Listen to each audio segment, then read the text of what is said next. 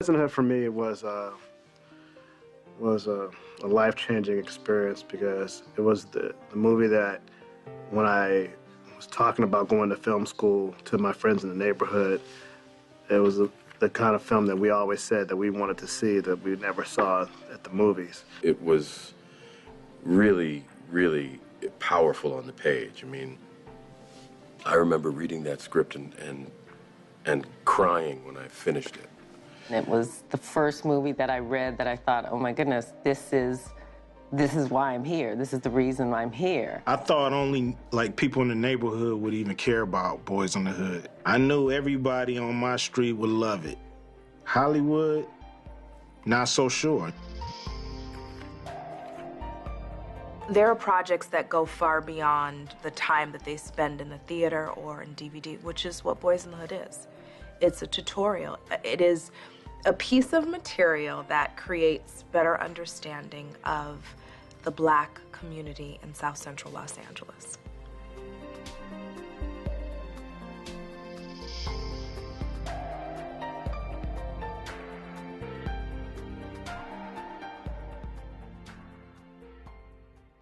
The idea of the film actually came in mind in the early 80s, just sitting on the porch with my friends on 101st in Vermont, just talking about the types of movies that we wanted to see that we never saw, you know, and nobody was making movies about what we were going through in Los Angeles. I remember the day that my agent called and said, there's a film called Boyz N The Hood. And I was like, that is the corniest title I have ever heard in my life. And what white guy thinks he can write a movie called Boyz N The Hood? I was very, you know, I had a little chip on my shoulder. First 4 days of rehearsals, I had to do 2 more screen tests because the studio just wasn't sure, you know. It's so funny, looking back on it now, it's like, wow, that must have been unnerving, but at the time, you know, it was my first major thing, so I thought this was all par for the course. I wasn't sure if I was qualified to be in a movie, to act. You know, actors go to school. Actors are the people I pay to go see movies, you know what I mean? It ain't me. I had not yet had my 30th birthday, and I was playing sort of a 35-year-old, and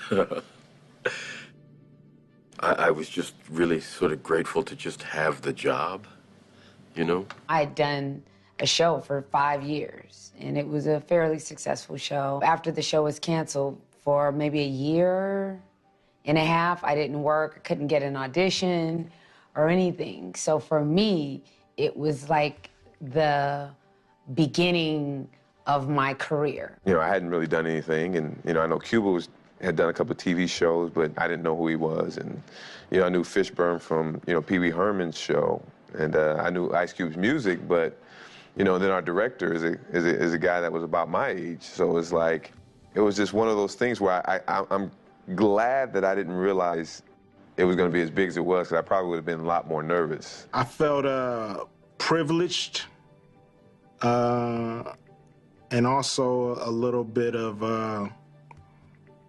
do I belong?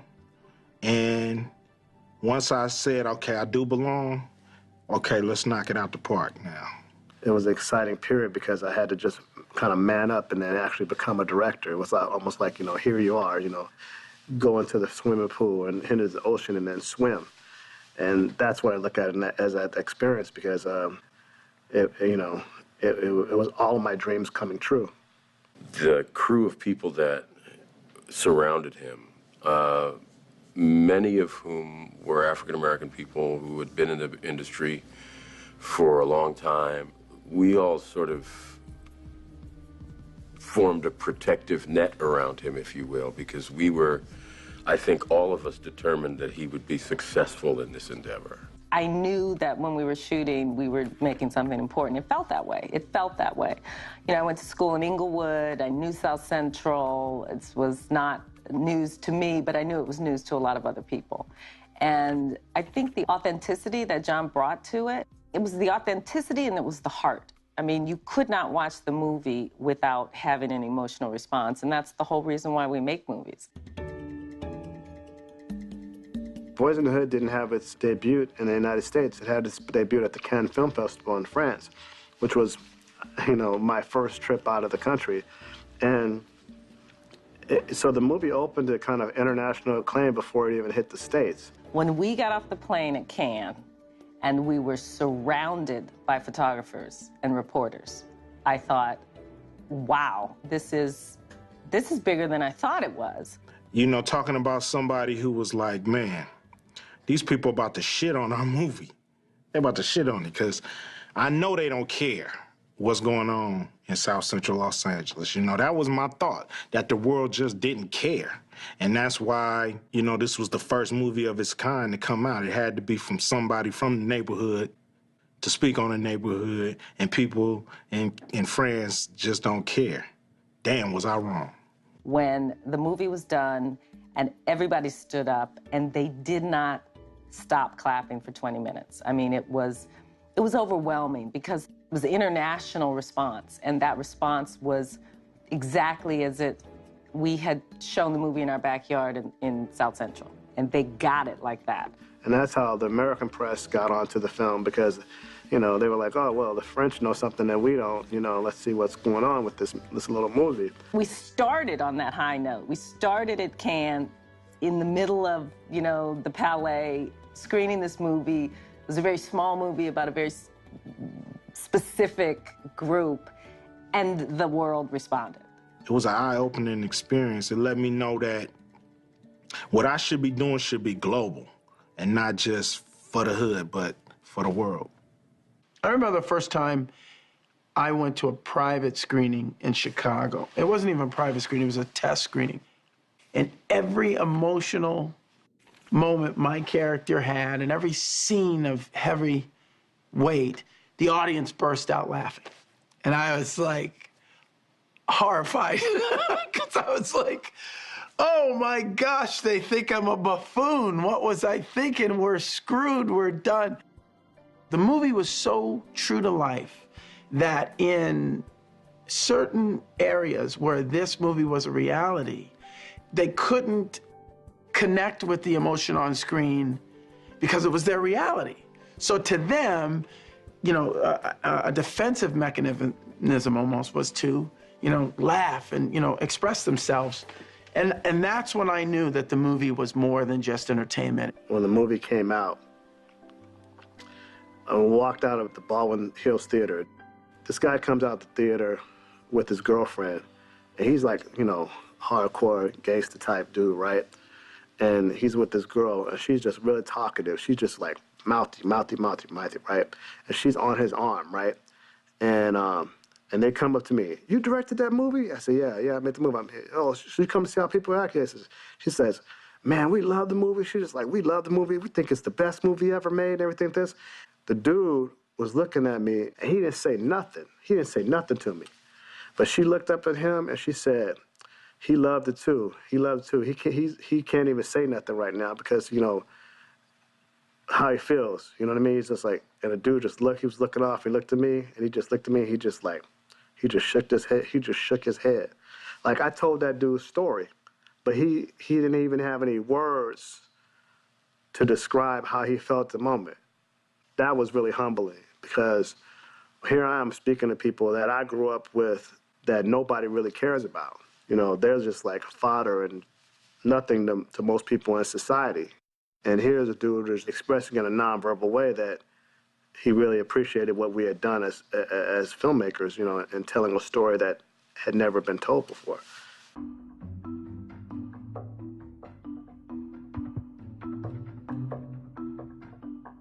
The surprise that I had was how the industry embraced John.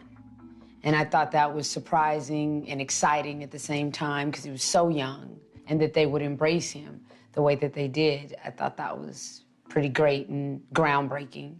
I was the youngest person ever and the first African-American to be nominated for Best Director, and I beat Orson Welles out by a year. You know, from as me as a cinephile, I start pontificating and playing the mice in my brain, like, oh God, you know, they're saying like, you know, I'm gonna be like Welles, you know. And Welles was an iconoclast, and he didn't take any shit, and he just did what he wanted to do, and I had that kind of demeanor as well. That was very shocking. That was shocking because the Academy, still, I've just been invited into the Academy this past year, and it's a hard room to play. I just take it with a grain of salt, and I think that was my saving grace because, you know, I didn't want to live just boys over and over again. You know, I wanted to actually, the irony is I wanted to be where I am right now, where I have had a body of work as a filmmaker and explored different genres of filmmaking. And when I was young, I wanted to be an older man with experience, and now, you know, I'm an older man. I was like, I'm looking back on that experience and like, you know, I could have enjoyed it a little bit more, you know, but it's fine. You know, eventually with the Academy Award nominations and all of that stuff, I realized that we had really tapped into the social consciousness, and it was a statement film. Boyz N The Hood is the original. Nobody was doing movies like this about Los Angeles, how we grew up. Colors is one thing. This ain't it. You know what I mean? This is a movie that's not telling you how bad it is to be a fucking cop. This is telling you how bad it is to be in the hood. You know what I'm saying? And to be innocent and try to survive. The movie for me was kind of like a rap album on film. Just like the rappers were speaking out in music, that's what I wanted to do.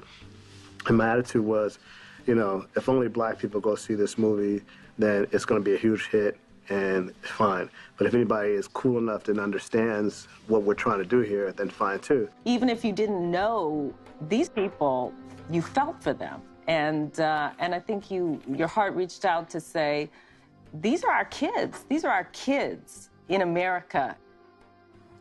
I don't think I really stopped to ever even think about it. It's now that I realize. Because it's not like this was a story that I had no personal connection to. So for me, it was just, you know, playing my life in front of the world. Put it like this. I didn't realize that the world had no idea what goes on in South Central LA.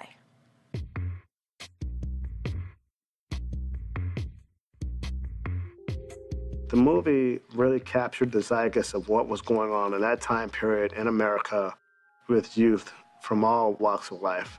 And it's kind of a time capsule for that. It's like poetry. The more specific you are, the more universal it can become.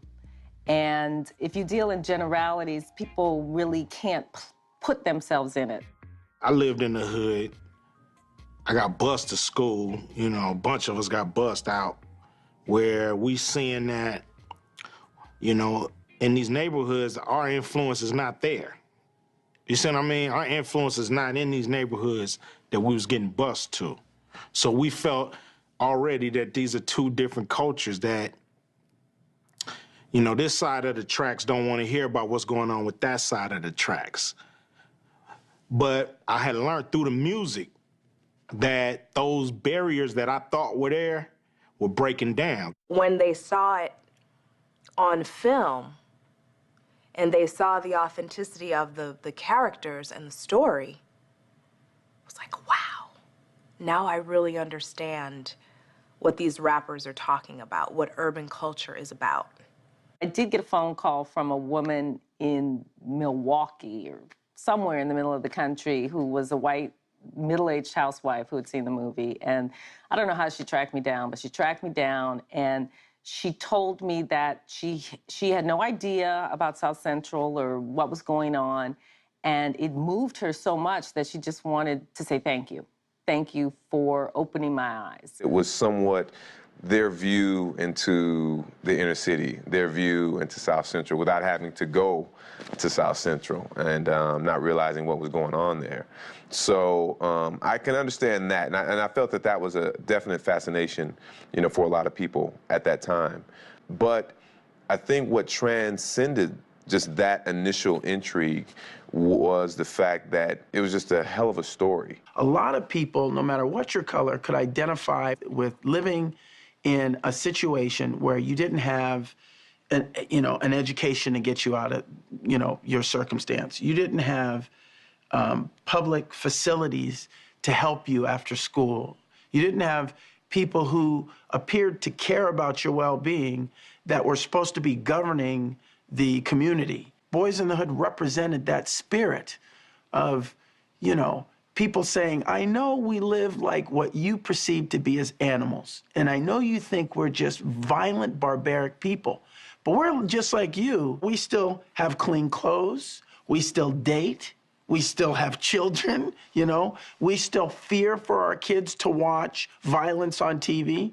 But every once in a while, you hear a helicopter fly by. Every once in a while, you hear gunshots, you know? Young people, kids in broken neighborhoods, that's a worldwide thing. The idea that you have these three young men who are, you know, living in an environment where every day their lives are potentially at risk, where they are faced with the huge decisions about, you know, one path versus another path, and one path leads to destruction, and the other path leads to a positive life, you know, a valuable life. That's human. I think we were allowing people to know that don't be ashamed of where you're from or what you've been through, because white, black, purple, yellow, green, we all go through it. There's a bit of hood in everybody. When Boyz N The Hood came out, there was a movement afoot that was about African-American cinema and creating a black aesthetic in film. That was started mainly in my generation by Spike Lee, in terms of making films that were, you know, made by a black filmmaker, had a predominantly black cast, and had a very unique theme that was kind of Afrocentric. John came at the perfect time with a different perspective of something that we all want to know about. Everybody want to know what goes on in the neighborhood that makes one kid do the right thing, one kid do the wrong thing. He actually gave African-American people a voice and a presence in film. It just opened the doors for, you know, so many films after Boyz N The Hood. It changed Hollywood. It changed Hollywood because there were filmmakers and films that would never, I totally believe this, would never have been made if Boyz N The Hood hadn't been made well and hadn't been received well.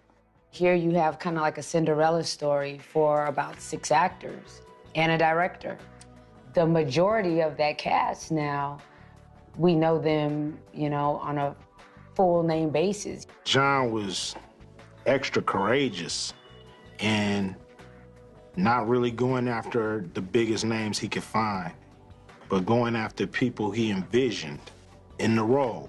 I was, you know, a girl from the hood who loved it, took some acting classes, got lucky, and, you know, and was blessed with a talent. I didn't go to Yale. My mother couldn't afford Yale. That just wasn't realistic for me.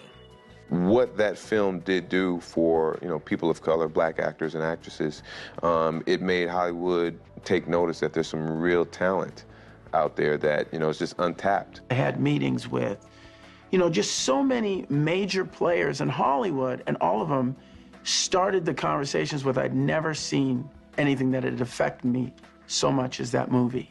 And it wasn't specific with my performance, it was the movie as a whole. There's nothing more satisfying than giving people an opportunity, having them step up to the plate and deliver, and then having other people chasing you. John Singleton was totally conscious of that. He was like, yo, you know, we're gonna put together, you know, our young Hollywood, our young black Hollywood. He's the perfect Pied Piper, you know what I'm saying, for all of us to be as successful as we are in the movie industry. The movie could be about 3 guys from Warsaw. It could be about 3 guys from Egypt. It could be about 3 guys from some small village in, you know, Bolivia. I mean, it has a universal story and universal themes. It's mainly a coming-of-age movie. You know, it's a coming-of-consciousness movie. It's a teenage story, in a way. It's about choosing your life. And that's some powerful stuff, choosing your life. Which path you're gonna take. Even if that is not your particular story, when you see another kid going through it and you even have even a little bit of similarity in your life, it just kind of pulls on your heartstrings. What really gets to me more is when teachers, professors, people who are here to teach people about culture and teach people about each other, use the film as a movie of study. It's taught in colleges around the world. I teach it at USC, and my students, I always ask them, like, have you seen, who's seen Boyz N The Hood? And maybe a third of the class, maybe less.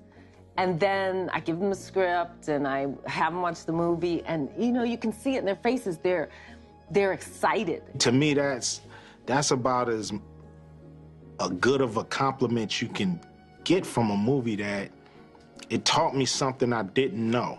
I think it inspires people to talk about what's important to them, their own hood, their own relationships, and their own choices.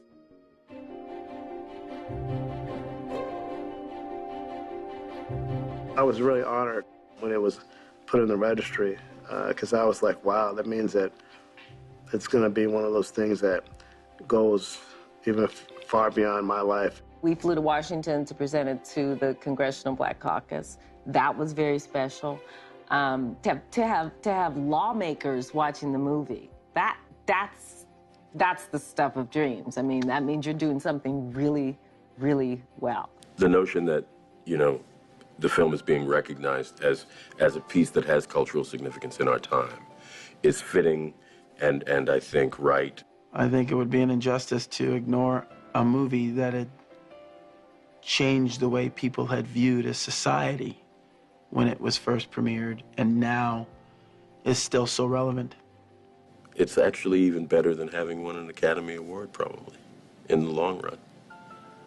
My name is Nia. It means purpose. My father named me, and I think one of the things we all try to do in this life is figure out what our purpose is. Very early on in my career, that was sort of my thing. Find your purpose, stick to it, make sure you set high standards for yourself, and make it matter. Make everything that you do matter. And so being a part of something that I know is going to be around for a long, long time means I guess I found my purpose. Sometime, maybe a year or so after Boyz N The Hood had come out, a young man approached me. He must have been about 16 years old, and he was very, very overwhelmed to be sort of in my presence, if you will. And he had this look of bewilderment on his face. There was something that he needed from me, or that he wanted to express, that he really couldn't articulate very well. I was overwhelmed by this outpouring of emotion that this kid had, but he couldn't really articulate what it was he was feeling.